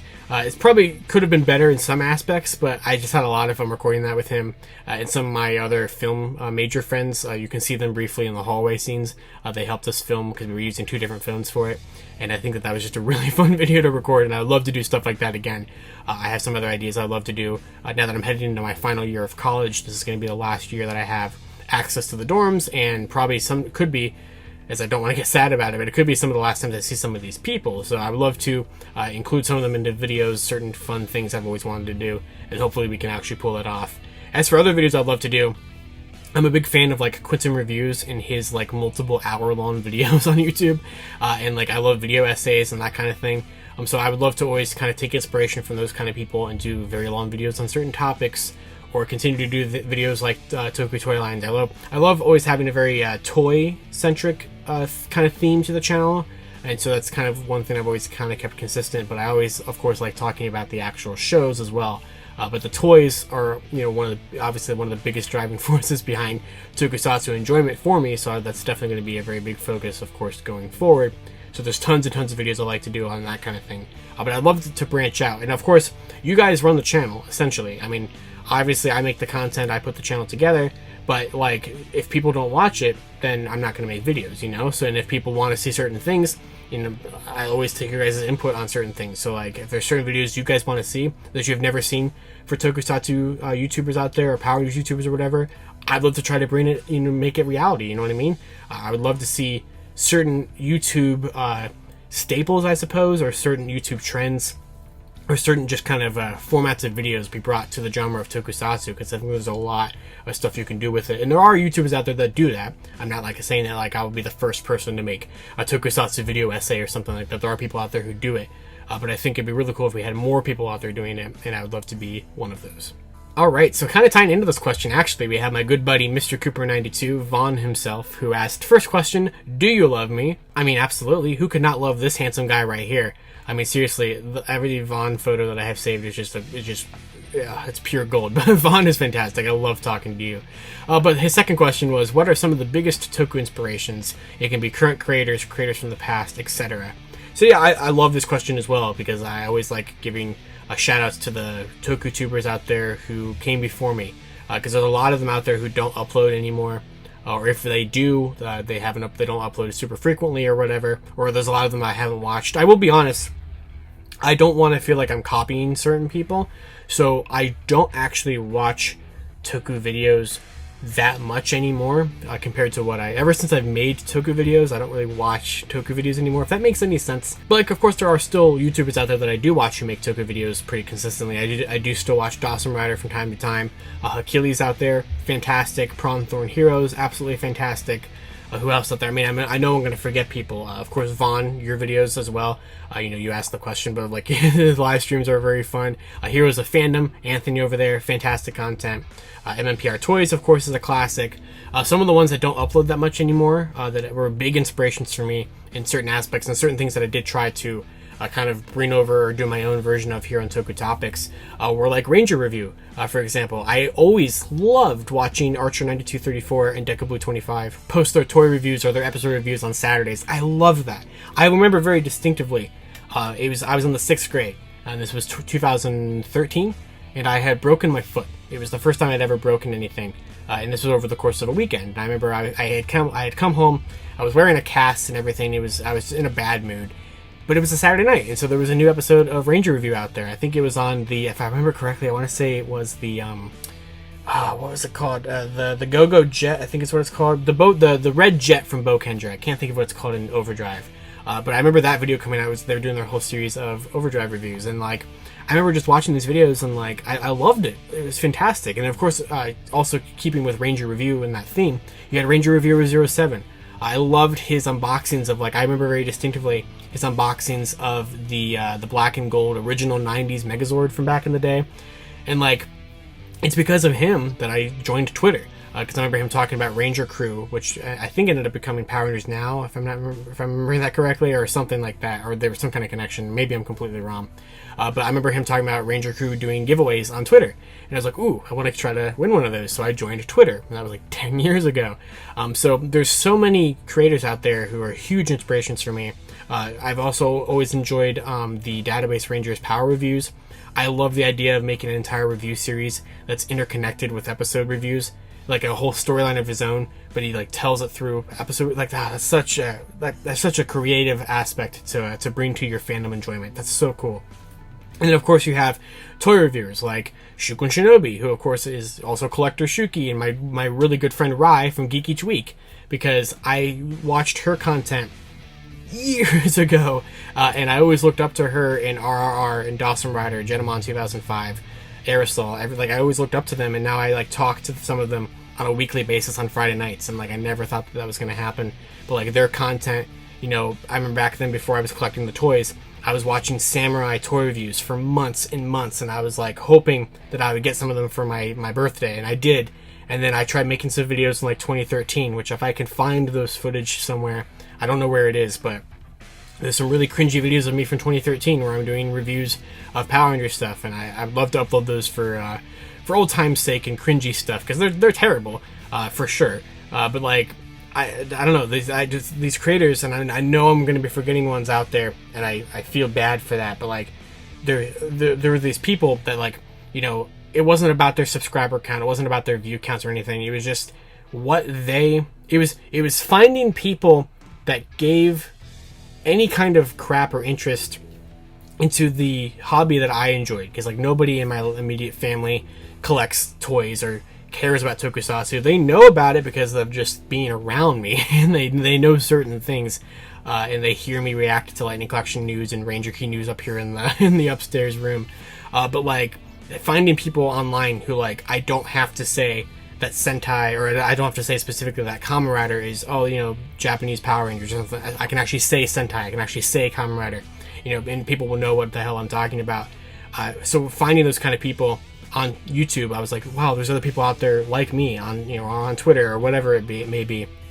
So I know this is kind of answering Vaughn's question. I know I've also just been kind of ranting on about it, but there's so many YouTubers out there, and like I said, those are just a couple of the ones that come to the top of my head, because they really did kind of have some of the biggest impacts on me. And, you know, going forward, you know, you also have other creators that are similar to like what I do, like Gokai Doctor did reactions, someone who's near my age. S-Day's videos are absolutely incredible. I try not to watch tons and tons of S-Day videos because I don't want to feel like I'm going to accidentally, like, unconsciously steal one of his ideas, but like he comes up with fantastic video ideas, man.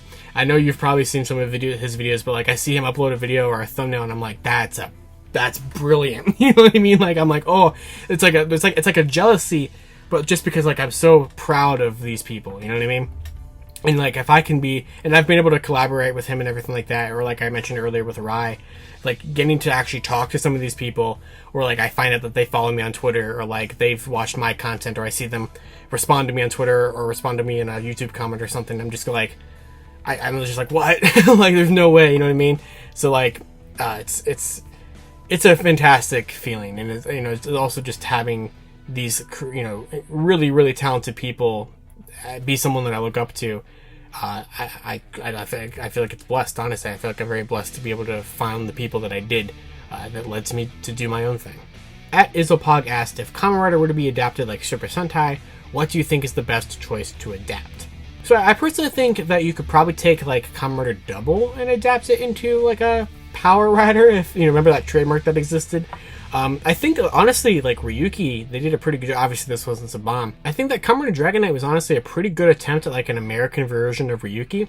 I would definitely be interested to see how it goes, you know, because you can have it go like Dragon Knight, you could have it go like Masked Rider, you know, two very different directions of quality here. So I don't think it ever would happen, because they're pretty much just trying to bring Kamen Rider over as is, which is what they should do. I think the whole trend of bringing Japanese shows over and like Americanizing them is definitely something that is years, decades old at this point. I don't think they ever, like, I mean, that's not a thing that happens anymore, right? Power Ranger's like the only thing that is left that does that, right? It's got to be. So I don't think it ever would happen, but I would definitely be interested to see how it would go if they ever were to do it. And I think that a show like Double could work, maybe even like Forze could work. I'm not sure what else would necessarily work very well because I'm just so accustomed to just the the rider versions of them. I couldn't imagine them as a as a remade American show, but it would definitely be a very interesting thing to see happen if it ever did.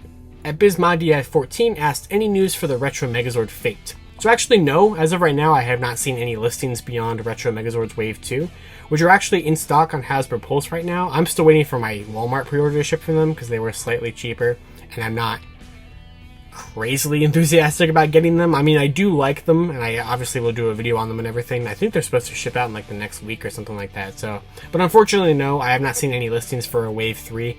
I'm really hoping that this line does get a Wave 3, and I hope that it could go on beyond Mighty Morphin, hopefully. But as of right now, I have not heard any news on them. Maybe they'll like do a surprise wave announcement of them during Power Week or something. That could definitely happen. But I have no idea. I haven't heard anything else on them, unfortunately. But like I said, hopefully they keep going. We have another question from @RedRangerDustin here, who asked, genuine thoughts on Turbo as a whole? Who is the best 6 Ranger, PR, and Sentai? Greatest crossover episode? Why is Hasbro not doing Turbo figures? Please talk about Turbo. Alright, I'll talk about Turbo. I don't know. I don't know why Hasbro isn't doing Turbo figures. It is very strange that they labeled Phantom Ranger as in space. I still do not get why they did that. But I would like to talk about Turbo more. I definitely think I wouldn't say it's a great Power Ranger season, but I remember watching it for the first time all the way through about 3 years ago at this point. And I definitely enjoyed certain aspects of it. The back half, I know a lot of people say this, but the back half is certainly better than the front half. I definitely do prefer the secondary Turbo team than the original Turbo team. So whenever I think of Turbo, I think of TJ, I think of Ashley and Cassie and Carlos and everything, of course. But yeah, I don't know. I don't even know what else I would say about Turbo. I think there's definitely some certain episodes of it that are really good. Parts and Parcels, very good. I saw, was it Vaughn? Somebody, no, it was 5. I think it was 5 who posted it the other day because people have been doing like every day tweets for certain Power Ranger seasons, and he posted that clip from the end of the episode with Bulk and everything, and it's a fantastic episode.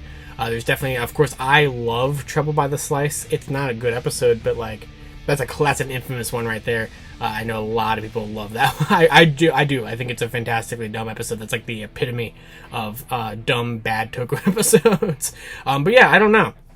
It's very strange. My greatest crossover episode or my favorite crossover, that's also kind of difficult. I actually really like Dimensions in Danger. I think that was actually handled relatively well. It obviously also could have been better. But one of my favorite crossovers is Thunderstorm. I sometimes just like whenever I'm bored, I just look up the morph from Thunderstorm with Dino Thunder and Ninja Storm. I don't know. I love that morph. It's just it's so fun. I gotta mention Forever Red. I mean, that's another one that I love watching sometimes, just because the fact that they were able to pull something off like that and, I think do it pretty well in like 20 minutes is also not perfect, but I really do like that episode a lot. That's like one of the things that I love that kind of thing, being able to pull that off. So yeah, I don't know. And also I did mention the 6 Ranger thing, so I already mentioned it for Sentai, but my favorite 6 Ranger for Power Rangers, which I know he's the 5th, but it would be Trent. I know I'm going by Gokaiger logic to where Operate Killer is counted as a 6th, so therefore I count him. And I mean, he's on the armor for Orion and Super Mega Force, so he does count as a 6 for Power Rangers as well, technically. So it would be Trent. I really do like Trent a lot. He's one of my favorite characters, and so it would be him. Or Robo Knight. I also really like Robo Knight. I think that's one thing that Megaforce did pretty okay, actually. And I do like the suit for him quite a bit. So Trent and Robo Knight. MyNameIsShaunnn asked, what's your strategy for making YouTube videos? How do you plan them? Come up with ideas? What's your workflow like, etc.? I'm always curious about how other creators make their content. Fantastic question. Really like questions about this, and I already kind of dived into it a little bit, I think. I've been recording this video for now getting closer to 2 hours, so which is great. I love these questions, and I love you guys have asked some really good questions here. So yes, so how do I plan them? So basically that comes down to a lot of different things. So for example, like Lightning Storm, right? If it's a series that is going to be happening every single week and it follows a very set formula, so all the series, like for example in my editing, so I edit on Final Cut Pro here on my iMac. And so if it's a series that's going to keep happening over and over and over again, there are already preset video libraries in there, or preset events is what they call them in Final Cut, to where all I have to do is just click on last week's Lightning Storm episode. I delete it, but I keep the segment changes, I keep the audio track of the music, and I just put the new footage in, right? So that way I don't have to recreate everything from scratch. So if it's a series that I'm going to have to keep doing over and over again, so like Lightning Storm has one of those pre-made templates, Project Unlock has one of those, Lightning Library has one of those, what else has them? My just general reviews where it plays that one music track that's like the you know, that one, however it goes. That one is a general one that's just there. But like videos like this, to where these are like a one-off thing, there's not going to be like a sequel to this necessarily. I will just pick random music tracks that I think sound good from my library of music tracks that I have. So when it comes to planning videos that are not series that are reoccurring on the channel, a lot of it kind of comes down to just what do I want to talk about. If I'm covering news about certain things like the Toku Talks episodes, either I'll have just one specific topic that I'll just remember everything I want to say and just try to hit those points. But a lot of times I will type up just kind of bullet points and be like, make sure you mention this at some point somehow in the video, and go, you know what I mean? And then I'll just sit, turn on the camera, and I'll just talk until I hit every single one of those points, and, you know, cover up all the mistakes in the edit and get the video out there, right?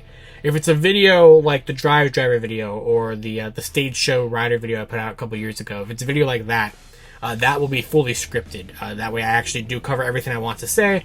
It's done a little bit more professionally. It's not off the cuff to where you get all the ums and you get the, you know, the silences, and sometimes, a lot of times, you don't even see me because of the fact that I want it to be focused on the stuff that I'm saying more than me saying it, I guess, if that makes any sense. So for those kind of videos, I will take the script and I will actually type it all out, and then I'll read out the voiceover and everything, and we'll do it a little bit differently, and that will be a lot more of a planning process to do actual research into a specific topic or a certain toy line. Toku Toy Lines is the same. Toku Toy Lines is scripted. So there's that kind of thing. As for, I was going to mention something in particular, come up with ideas, yeah.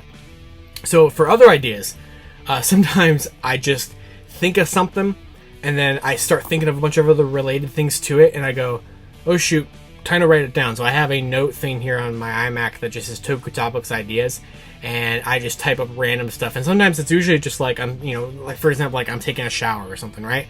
And I'm just standing in there and I go, oh, that'd be a fantastic video idea. And then like I think of like, oh, I could say this, or I can make this joke, or I can make this edit or something, and I go, I gotta type all this down before I forget it. And then I'll look back at that and I'll be like, what? What was I talking about here? What was I thinking of, you know? And sometimes that happens into it turns into an actual video. Sometimes I go, I don't know how I could make that, you know what I mean? So it's kind of random. It really just does depend on what the video is. As for what my workflow is, that definitely differs. Lightning Storm usually takes about the same amount of time, kind of pulling back the curtain on Lightning Storm a little bit. That is more often than not recorded on Friday nights, because the idea is I want there to try to be, especially with the bad internet connection that I have at my house, the bad internet connection here means that every video takes, regardless of how long it is, it takes usually like an hour to 2 hours for it to upload here. When it was the dorm internet connection, that took 15 to 20 seconds. So, you know, I have to plan for that accordingly. So I can't upload Lightning Storm any later than like 10 a.m. Eastern time for it to be actually able to be out at noon Eastern time. And I also like to do this little thing on Friday nights called sleeping. And I'm usually up pretty late on Friday nights because I do Geek Each Week over on YouTube with my friends. Got to make sure I plug that real quick. And that usually goes from about 10 p.m. till about 1 o'clock in the morning. So, or 12 o'clock in the morning. So I always record Lightning Storm on Friday evenings. And then I try to get it edited by the time I do Geek Each Week, or sometimes I'm up watching TV or eating a pizza or something after the podcast, and I edit it at like 1 o'clock in the morning, and then I go to bed. That's usually how it goes. So, you know, that kind of thing. So, and usually Lightning Storm takes me about 20 minutes to a half an hour to record it. It also does depend on how much news there's going on for the week. And then it usually takes me about an hour to edit it, typically, for the most part. So, like, this past one that I did this past Friday, where I went over the Zap Megazord website and everything, I think I started working on that at like 6 p.m. on Friday night, and I had it done by like 8 p.m. Friday night. and ready to go for it to go up on the channel yesterday that you guys have seen already. So that's kind of how it goes. If it's a Toku Talks episode, that can take usually about an hour from like recording to uploading on YouTube. A video like this, to where I've already recorded an hour and a half of footage for it already. This video is going to take me probably like at least a good solid 3.5 hours to edit. And so and also then factor in how long it is, it's going to probably take quite a while to upload on the channel. So there's definitely that, but it's just kind of how it works. And like I said, it just does differ between videos. If it's a review, usually that doesn't take very long whatsoever. If I just am reviewing it on the white shelf backdrop, which is over there, I can literally just, review it, come over here, grab the footage, and then I watch through it. And usually I try not to make too many mistakes or anything I have to cover up with an edit during a review. So I usually just will like click the space bar, I'll click the L key, which makes the footage go faster, and I'll just sit here and watch it, and I'll hear myself go like 2 times speed, and I go, oh wait, nope, I messed up right there. Let me pause and let me fix that, or cover it up with something, or whatever I can do with it, and then keep going. So usually that can take me maybe like a half an hour between like review being filmed, review being done, edited, uploading. Like that doesn't usually take too terribly long. So that's kind of it. That's kind of the general how I do things here for Toku Topics. And like I said, it does depend on the videos. At Woomy_Panda asked, hey Josh, first of all, congrats on 10K. I was curious about Project Unlock, to be honest. Does it work in the sense of what you find first is what you get? Or is there a different system? Does the list keep growing if they release new keys, like say the Don Brothers set? And also I was confused on whether whatever is included in new sets count as a different/new version of a regular released key you already have. Example, the new Tyranno Ranger key being different to the other previous releases. So when asking in terms of what I find first is what I get, typically, there are certain times I'm usually trying to search out a specific key of some sort for a specific reason. So like for example, there's a package that's on the way right now, and that will be a Project Unlock episode within this next week. I was searching for something for a particular reason. A lot of times, it's just I type in Ranger keys on Bai or on Mandarake, and I go, oh, I'm buying that one now. Usually there's not necessarily a set specific key that I'm after, you know what I mean? Now, as to if the list keeps growing whenever there's new keys, yeah. So I did mention that in the last episode of Project Unlock, which came out this past week. I had recorded that right after the new key set was announced, and so I added those to the key counter because I pre-ordered the key set. So like, yes, the key number that shows up at the end of the episodes is indicative of even the pre-orders in there. And every time that every time Bandai announces a new key set, that number of overall keys goes up, and every time I pre-order it, the number of keys that I have goes up. So, and also I've been pre-ordering every new Ranger key set because I don't want to have to track them down in the future. So it's always going to be sort of an even balance and almost kind of evens itself out, because every time they add more keys, I just also add that total on the other side, so it just keeps going. But yeah, that's basically how that works. And as for what I determined is a key that I need to grab, it's a very arbitrary system. Like I've said, I've come up when I showed off earlier, like a long time ago in this video, I showed off kind of my key chart and how I kind of have it structured. And a lot of them are in there. I know some people would argue with me on certain ones and not really needing to be in there. Like for example, does Tyranno Ranger, which you mentioned in your tweet, does that have to be included for its Gashapon version, its deluxe version, its candy toy version, its original memorial version, its new memorial version, its metallic version? In my mind, yeah. So, because for example, the Gashapon one has a chest sticker, and the diamonds are actually a different size between the deluxe Gashapon and candy toys of the Zyurangers. I have no idea why, but they are. So to me, it's technically a different paint application. Obviously the metallic one is a different variant of the original one. The original memorial version doesn't have the new helmets, and the new memorial version one does. So in my mind, all 6 Tyranno Ranger keys out there are technically different. You don't need to be as crazy as I am with that. Once upon a time, I wasn't either. I would have just gotten one Tyranno Ranger key and went, and I'm good on Tyranno Ranger, except for like the metallic one. I've always kind of wanted the metallic one, and I do have that one now. But yeah, basically, it's a very arbitrary number that I've come up with, but it took a lot of time for me to sit here and go, what would I consider a grand total of Ranger keys to where I would say that I have every single one of them, and I somehow came up with 626 of those. So that's kind of how that works. And that's kind of how the system works. But I know it can be a little confusing, and I probably don't make it super clear in Project Unlock episodes as to how it works, but that's the kind of general idea. I think it's been well over a year since I made the original episode of Project Unlock, and I have not watched it since I've made it, so I don't remember exactly what I said about my process in the original episode, where I kind of just introduced the concept, because I don't even think there was a whole Oh yeah, there wasn't. Because that episode was just me showing off what I had at the time to where I was starting with the show. So I don't remember exactly what I said in there, but I know it's a little confusing, and I will probably try to clarify it in more episodes going forward. But I'm glad you asked, though, and I'm glad you enjoyed the series, too, because I really do like Project Unlock. I think it's a very fun one, and that one actually does pretty well on the channel, which is great, because that incentivizes me to make more of it, and to make more of it, I have to keep buying keys. So it's like it's this fun little symbiotic relationship here. It costs me a lot of money, but it works. I'm good with it. And finally, our final question comes from my friend at ShadowThePika on Twitter, who actually asked a very good question to segue into my big announcement for today. And he asked, if you had never gotten into Power Rangers, what do you think you would be doing to fill this time? Would you have moved on to another franchise and done the same toy videos for something else? Or do you think you would have had a completely different hobby taking up your time and money? Absolutely. I have thought about this a long time, or a lot of times. What would my life be like if I had not decided to watch Power Rangers Samurai when it debuted on Nickelodeon in 2011? I don't know. Would I have ever found Power Rangers if that had never happened? If Disney canceled it successfully in 2009 and it never came back, would any of this have ever happened? I don't know. Probably not. Or if it did, it probably would have happened a lot later and for obviously different circumstances. It's something that I definitely think about quite a bit, because it's like, I can pinpoint a couple key decisions like 10, 11 years ago that just like had this domino effect that leads to all of this and where I'm at right now.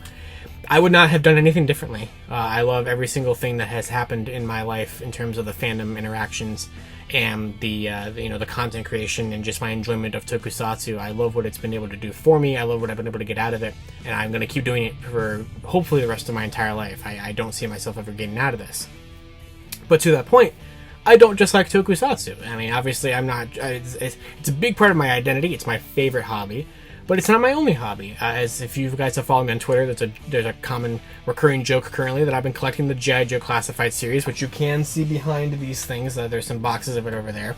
And I have been collecting some of them, not a ton. I did a video of my haul from Fan Expo a couple of months ago, and I didn't buy a ton of tokusatsu stuff there. I bought a Demon Slayer sword, and I bought Marvel Legends and everything like that. So there's obviously other franchises that I really like. In my opinion, if there was ever going to be one that would have, if I would have done the same thing on, but it, would have been a different franchise if it was never tokusatsu, it probably would have been the Marvel Cinematic Universe. That is probably my second favorite fandom thing that I'm involved in. And even that, I'm not really involved in it. I don't make any content on it. I don't do anything like that. The Marvel Cinematic Universe has just been something that I've been a huge fan of for as well about 10 years. Pretty much ever since the first Avengers movie came out, I've been a huge fan of it. I watch every single thing in the MCU. I watched all the Netflix shows. I watch all the Disney Plus shows right when they come out. I see the movies opening weekend. There's something that I watch with my dad all the time. We watch the Disney Plus shows together. We watch the movies. So it's something that means a lot to me in that regard. And so it would probably be the MCU, but there's tons of other stuff that, I've been into, I've not been into. I like Lego a lot. I don't collect it very much because I can't possibly afford to collect Tokusatsu and Lego at the same time. But there's tons of stuff that I probably would have done, a channel on at some point. I'm going to college to be a film student. What? I'm going to college to be in film. I am a film student. That was a weird way to word the sentence, but film and production, content creation is something that I feel like I was born to make. When I was younger, and this sounds ridiculous, but it's true. When I was 7, 8 years old, I used to pretend that I had a imaginary TV station. So I would run around my house and I'd be like, and you're watching the Joshua Network, and I would be like, and today we're gonna have reruns of SpongeBob on or something. I used to record really fun, dumb, arbitrary videos. I called it iJoshua after iCarly. I did that kind of thing. And so I've always loved making videos. I've always loved the production and the stories behind movies and television. So that's what I want to do. And I don't intend on ever necessarily making YouTube a full-time career. If that could happen, that'd be fantastic. But I know it's a very hard thing to do. And so I never intend on it to be my full-time career. I intend on trying to move on professionally to do actual television and movie production and everything. But I feel like regardless if it was Power Rangers or not, I would have always done a YouTube channel at some point. I don't see there was any way to where I would have been watching YouTube as long as I have been, and as many people as I had done, and not ever got the idea of going, hey, why don't I give it a try? And here we are. So to that point, and also does tie into ShadowThePika's comment, or Daniel is what that's his actual name. Basically, I'm here to announce a very special announcement. So this is the end of the Q&A segment, and we are going to transition over to the announcement, which I know this video has been hilariously long to get to this point, but let's do it. It's a second channel. That's right. We're doing it. So I am starting a second channel here on YouTube, but there's some stipulations on this. Toku Topics is, of course, going to be my main channel. I will never not make it the main channel, I guess, unless the other one completely takes off for whatever reason, but I don't intend on it doing that. I mean, if it did, that'd be great. But I will still always have Toku Topics be the first one, the main one, the one that gets the top priority and video content actually made out there. The second channel I am not going to upload to super frequently, but I will upload on there occasionally. I was thinking maybe try to do like a weekly video on there or something, or maybe bi-weekly or something. I don't want that channel to just never have content, but it's not going to be nearly daily content like it is over here on Toku Topics. There's not going to be shows over there just yet, because it's going to be a very fledgling beginning channel. And we'll just see how it goes. However, this channel, the new one, will have absolutely nothing to do with Tokusatsu. It will literally be the entire antithesis of Tokusatsu, I guess. That's kind of a little dramatic, but basically, this channel is going to be where I talk about everything else that I enjoy that is not Tokusatsu related. So this is where I will do MCU content. This is where I will do G.I. Joe content. I have other random videos on there that aren't even geeky things that I have plans for. I've come up with some really dumb ideas that I've written down, and I've been like, that would never work on Toku Topics. But you know what it could work on? Well, since it's going to be about everything else that isn't Toku, but not one central theme, Too Many Topics, of course. So Too Many Topics is going to be the name of the secondary channel. Is it a fantastic name? I don't know. It's very hard to come up with a channel name, to be honest. This name comes from my roommate Keyshawn, who I asked about, hey, what would be a good secondary channel name? And he came back to me like 20 minutes later, and he's like, Too Many Topics, and I'm like, I like it. And he's like, I thought you would. And we're going to roll with it. We're going to see how it goes. So as of right now, and it will be linked in the end card and also in the description, there should be a channel trailer that dropped on Too Many Topics at the same time that this Q&A is going up on Toku Topics. If I time that correctly, hopefully that should work out. As for the full-fledged first video on Too Many Topics, that will be coming out later on this week, and I intend on that being kind of my thoughts and reactions to the massive amount of projects that Marvel announced at San Diego Comic-Con for the MCU's Phase 5 and Phase 6. That's kind of my goal there. So, and we'll kind of just see where the channel goes from here. But like I said, don't worry, Toku Topics is not ending. This channel is still my top priority. Nothing is changing over here. I still have big plans over here, and this will always be my preferred and top channel. However, there's other things I want to talk about, and if I'm able to, if timing wise and motivation wise, I figured let's give a second channel a try, right? Obviously, I know how to do this YouTube thing relatively successfully, so I can try to do it again, and we'll see how it goes. So like I said, I hope you guys can subscribe to Too Many Topics, and hopefully that's not just an idea or a project that I start up for like a month and never come back to. I will try to make it a thing that actually lasts for a good amount of time, now that I kind of have Toku Topics going how I want it to go and in a groove that I want it to be in. So hope you guys are willing to subscribe to that. If you don't have to. I don't care if you do or not. That's perfectly fine. If you just want to hear me talk about Tokusatsu stuff, stay over here on Toku Topics. But if you've ever wanted to hear me branch out about other related topics or other non-related topics, that's the whole point. That would be Too Many Topics for you. So I think that's it. This is like the longest period of time that I have just consistently talked to a camera forever. But that is it. After a very long recording and answering everybody's questions, I hope I answered everybody's questions thoroughly. I hope you guys enjoyed this video quite a bit. I apologize if I pronounced anybody's names or handles wrong or anything like that. I am not good at pronunciations of things. That's always been a very common Toku Topics thing. That's just one thing that I'm not good at. And I like to stumble over my words and stuff a lot too, especially since this is all impromptu and off the cuff. So until next time, you guys can follow me on Twitter at LiveRangerDustin or LiveRangerDustin. Huge thanks to 10,000 subscribers on the channel.